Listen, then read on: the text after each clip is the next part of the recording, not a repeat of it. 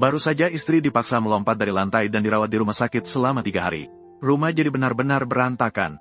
Mertua yang memiliki 2 anak tidak hanya tidak bisa menyusui, bahkan tidak tahu cara membuat susu formula. Anak laki-laki bertanya di mana popoknya, juga tidak tahu jawabannya. Adik perempuan hanya tahu meminta makanan dan pakaian.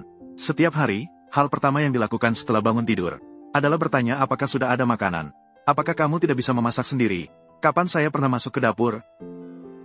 Kalau begitu, apa yang bisa kamu lakukan? Di rumah ini tidak ada yang bisa mengurus semuanya, kan? Jadi tidak bisa bertahan, kan? Dia baru saja pergi dari rumah beberapa hari. Tidak ada yang mencuci pakaian. Kebersihan tidak ada yang mengurus. Tidak bisa merawat anak. Sekarang bahkan tidak bisa memasak, kan? Kenapa kamu marah-marah?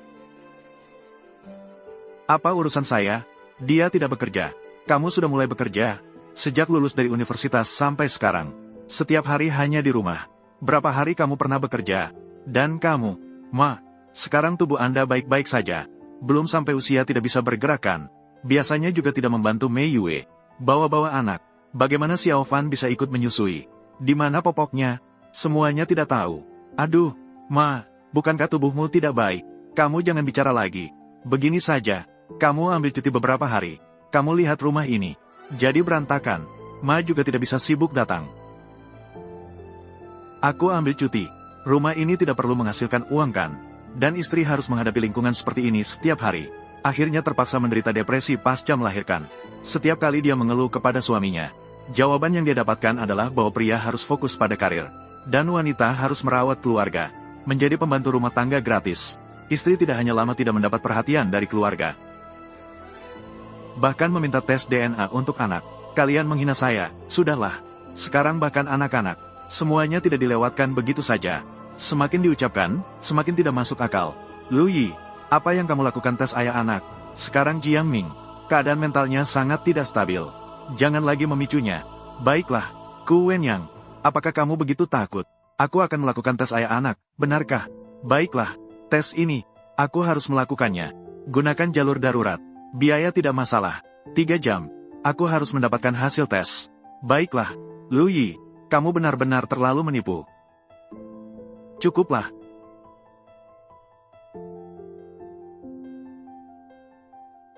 Jiang Ming.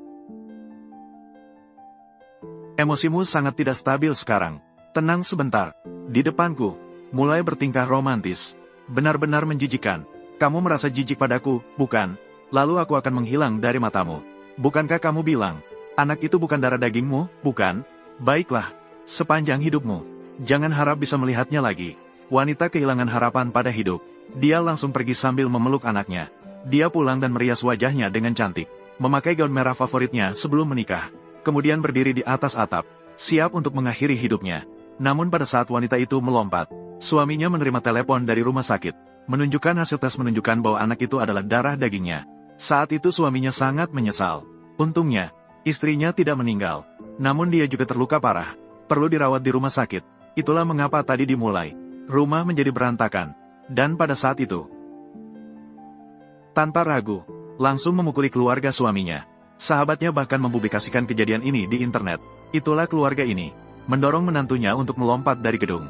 Katanya mertuanya jahat. Adik iparnya sulit dihadapi. Suami ini tidak hanya tidak bertindak, tapi juga berselingkuh. Siapa sangka sampai saat ini 9 sinep, 8. Adik perempuan masih belum menyesal. Merasa semua kesalahan adalah kesalahan wanita. Kalau bukan karena dia mengamuk dan ingin bunuh diri, bagaimana rumah bisa berantakan seperti ini? Bahkan merasa wanita makan kenyang dan tidak ada kerjaan. Ingin membunuh seluruh keluarga mereka. Mendengar ini, pria marah dan memukul dengan satu tamparan. Kamu bahkan bisa mengucapkan kata-kata seperti itu. Saya melihat ulasan dari pengguna internet. Semuanya benar. Kamu memang adik ipar yang jahat. Saya benar-benar tidak bisa percaya. Biasanya saat saya tidak di rumah, bagaimana kalian memperlakukannya? Tetapi, Ibu Pin tidak pernah memukul saya. Kamu dengan alasan apa memukul saya? Kamu dengan alasan apa? Kenapa? Adik perempuanmu tidak salah mengatakan. Masalah ini, semua ini disebabkan oleh istri kamu. Kenapa kamu memukul adik perempuanmu? Kita ini keluarga. Kamu ingin memutarbalikkan fakta, kan? Baiklah, baiklah, baiklah. Semuanya salahku, sudahlah. Apa yang terjadi padaku selama setahun ini? Aku melahirkan dan membesarkan anak-anakmu. Membuat diriku seperti hantu. Mama, apa yang sedang kamu lakukan? Ya ampun, Sekarang teman-teman di internet membuatku tak berani keluar rumah. Saya memanggil beberapa saudara perempuan. Datanglah ke rumah dan temani aku. Jiang Ming masih di rumah sakit. Kamu masih punya semangat untuk bermain mahjong. Kenapa kau berteriak? Dia belum bangun sekarang. Tidak mungkin. Aku setiap hari menemaninya di rumah sakit. Baiklah. Bagaimana dengan anak itu? Tidur di dalam sana. Anak yang begitu kecil. Harus membuat orang tertarik. Kamu bermain mahjong di luar. Meninggalkannya sendirian di dalam. Apakah ini tepat? Dia sedang tidur di dalam. Tidak berisik. Kenapa kau marah-marah? Benar-benar sakit. Anak laki-laki. Mama. Mama, dokter. Selamatkan anakku. Segera selamatkan. Anaknya di mana? Beruntung. Tahan lagi 3 menit. Bahkan dewa pun tidak bisa menyelamatkannya. Ya ampun. Semoga Bodhisattva melindungi. Untungnya tidak apa-apa. Untungnya tidak apa-apa. Kali ini tidak apa-apa. Bagaimana dengan kali berikutnya? Anak masih kecil seperti itu. Kamu meninggalkannya sendirian. Ditinggalkan di dalam rumah. Beberapa jam. Tidak mendengar atau bertanya. Kamu pikir apa? Ya ampun. Saya juga tidak tahu. Bukankah aku hanya menganggur dan bosan? Memanggil beberapa teman untuk bermain mahjong. Anak tidak boleh dipisahkan dari orang tuanya. Kamu tidak tahu. Saat Jiang Yue berada di rumah. Mengapa ada kesalahan sekali? Tidak pernah terjadi sebelumnya. Sekarang baru beberapa hari di tanganmu. Malah menimbulkan masalah besar seperti ini. Bisakah ini disalahkan padaku? Ibu sudah seumur itu. Membesarkan anak itu begitu melelahkan. Sepanjang hari 24 jam. Berputar di sekitarnya. Benarkah? Mengapa aku ingat? Anda tidak pernah mengatakan begitu sebelumnya. Ya ampun. Lihatlah dirimu ini. Setiap hari. Malas di rumah. Bukankah hanya mengurus anak? Tidak bisa melakukan hal yang begitu mudah. Apa gunanya dia? Ketika anak berada di tangan Jiang Ming, sangat mudah untuk diurus. Sekarang giliran kalian. Itu berarti lelah hingga hampir hancur. Bukan, Jiang Ming masih muda dan energik. Mama, bagaimana bisa dibandingkan dengan dia? Lagi pula, anak ini adalah miliknya. Dia peduli dengan siapapun. Saya juga tidak memiliki kewajiban itu.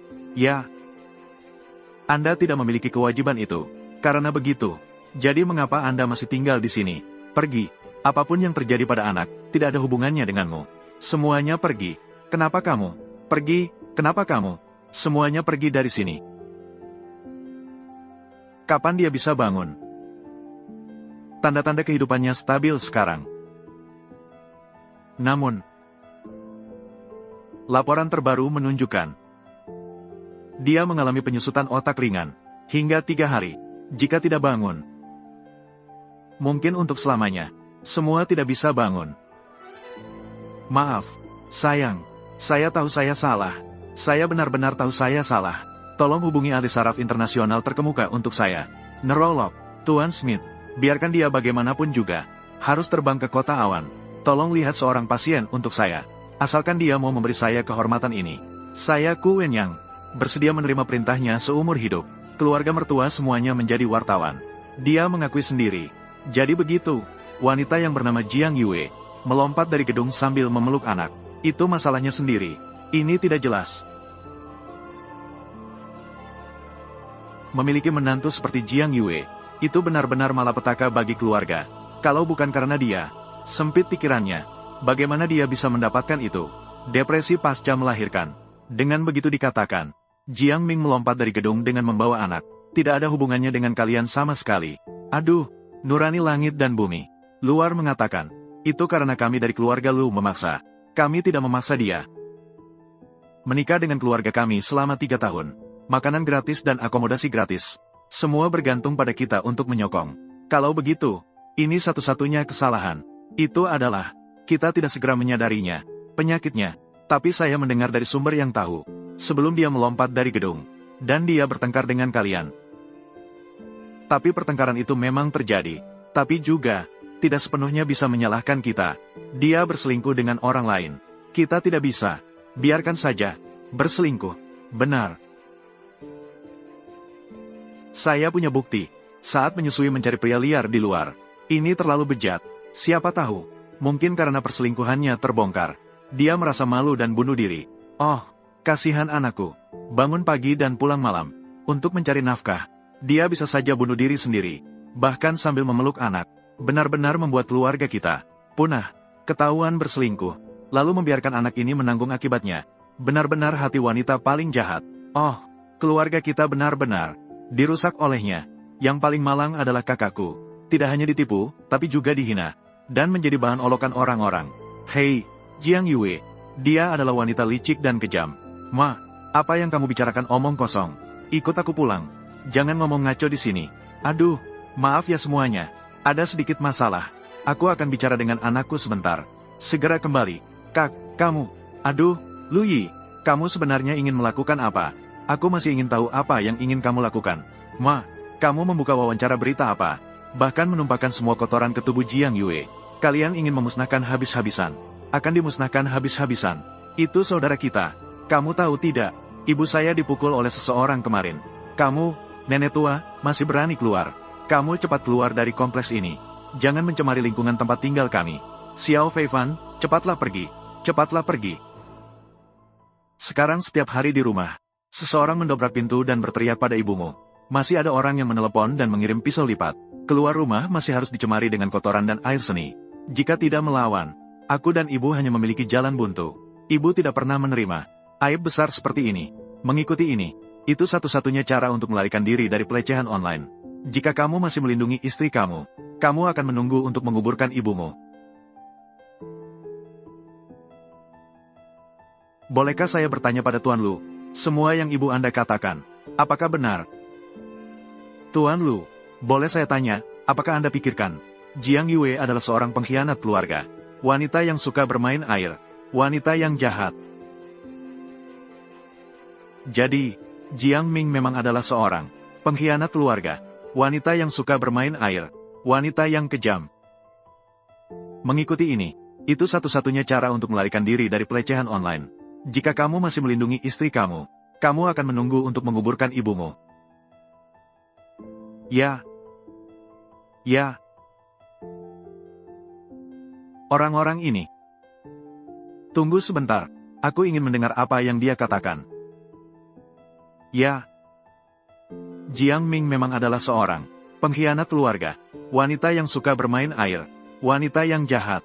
Tak terpikirkan bahwa Jiang Ming adalah orang seperti ini. Sungguh pantas mati. Sungguh pantas mati. Maafkan aku, Jiang Ming. Aku hanya bisa melindungi ibu dan adik terlebih dahulu. Asalkan kita bisa melewati masa sulit ini dengan lancar, aku pasti akan membalasnya dengan baik di masa depan. Kau bicara omong kosong. Lu Yi, Anda keluarga Lu sungguh. Semua hati kalian telah menjadi hitam. Ayo. Ayo, kau sudah bangun. Akhirnya kau bangun, ayo. Pergi, ayo. Tidak mendengar? Jiang Yue menyuruhmu pergi. Ucapan keluarga Lu tidak benar. Mereka berbicara dengan mulut berdarah. Mereka dengan sengaja merusak reputasi Jiang. Aku punya bukti. Kau, bukti apa yang kamu punya? Kita tidak berbicara dengan mulut berdarah. Memang, kau bicara. Jiang Yue menikah dengan keluarga Lu kalian. Ini makanan gratis dan akomodasi gratis. Semuanya tergantung pada kalian untuk disuplai. Tidak salah. Kesaksian langit dan bumi. Setelah dia menikah dengan keluarga kami, tapi dia tidak pernah menghasilkan uang sedikit pun. Jika aku berbohong sedikit pun, aku, nenek tua ini, pasti akan ditimpa petir oleh langit. Ini adalah bukti gelar pendidikan Jiang Ming. Tanyakan pada semua orang. Seorang mahasiswa berprestasi dari sekolah terkenal, gelar doktor, pernah mendapat gaji tahunan 2 juta. Bagaimana bisa menjadi penggembala yang hidup dengan mudah? Alasannya sangat sederhana. Wanita tua yang menjengkelkan ini mengatakan bahwa dia tidak sehat, tidak bisa melakukan pekerjaan rumah tangga. Adik ipar ini juga, makanan enak yang malas membuatnya meninggalkan keluarga ini. Tidak ada yang merapikan kekacauan ini. Jiang Ming hanya bisa menyerahkan masa depan yang cerahnya, menerima tugas dengan penuh tanggung jawab, merawat keluarga ini, mengurus keluarga tua dan muda ini sepanjang hari, melakukannya selama 3 tahun. Dengan kata lain, bisa dikatakan bukan hidup dengan mudah. Ini hampir seperti menjadi pembantu gratis. Tetapi orang-orang yang kejam ini tidak hanya tidak berterima kasih.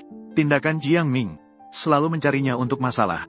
Xiao Feifan mengejar, kalau bukan kalian, penindasan dan penghinaan yang berkepanjangan terhadapnya. Bagaimana Jiang Ming bisa menderita gangguan depresi mayor? Jadi wanita tua ini masih muncul, membalas dengan cara yang sama, membuat orang terdesak hingga melompat dari gedung. Tidak akan membiarkan. Ya memang. Ayo, bisakah kalian berhenti berisik? Ibumu tetap menjadi mertuaku. Kamu mendorongnya sampai mati. Tidak ada manfaat bagimu juga. Semuanya urusan keluarga sendiri. Kita bicarakan di rumah saja. Lu Yi, dari mana kamu berani mengatakan hal-hal seperti itu? Ayu, ibuku lebih tua. Kesehatannya tidak baik. Tidak bisa menerima penghinaan seperti ini. Apakah kamu benar-benar ingin menyakiti dia ketika dia sedang terpuruk? Kamu lupa tadi, saat kamu menyakiti saya ketika saya sedang terpuruk. Bukan begitu, Ayu. Kamu salah paham. Saya tidak bermaksud menyakiti kamu. Tapi situasi memaksa. Saya tidak punya pilihan. Pulanglah, biar saya jelaskan padamu. Masih ada yang perlu dijelaskan. Tolonglah. Hari ini, saya ingin membiarkan keluarga Lu. Di konferensi pers ini, hancur reputasinya.